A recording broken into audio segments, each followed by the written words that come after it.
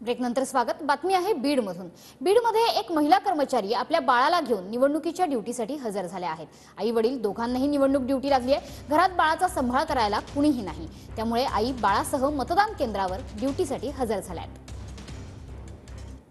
महिन्याचं बाळ आहे? 11 महिन्याचं। बरोबर। काय नाव आहे तुमचं? माझं सीमा आढाव।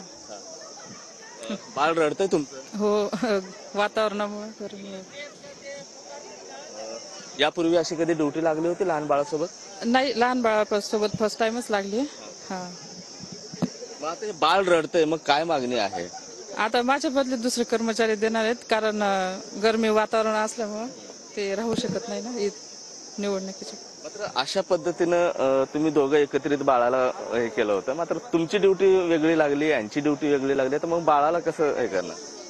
सर, आम्ही दोघंही पती पत्नी शासकीय सेवेमध्ये असल्यामुळं की राष्ट्रीय कामांतर्गत आम्हाला दोघांना ड्युटी आलेली आहे, परंतु वरिष्ठ अधिकाऱ्यांनी असं सांगितलेलं आहे की एक जणांची कॅन्सल करून मात्र लहान बाळ आहे, उन्हाची धग जास्त आहे, आता सांभाळायचं कोणी? तुम्ही सांभाळणार का मॅडम सांभाळणार? तर दोघांपैकी एक जणांची कॅन्सल ड्युटी करणार असल्यामुळं तर आईला शक्यतो त्यांच्या आईला सुट्टी देणार आहेत आणि माझी ड्युटी कंटिन्यू राहील।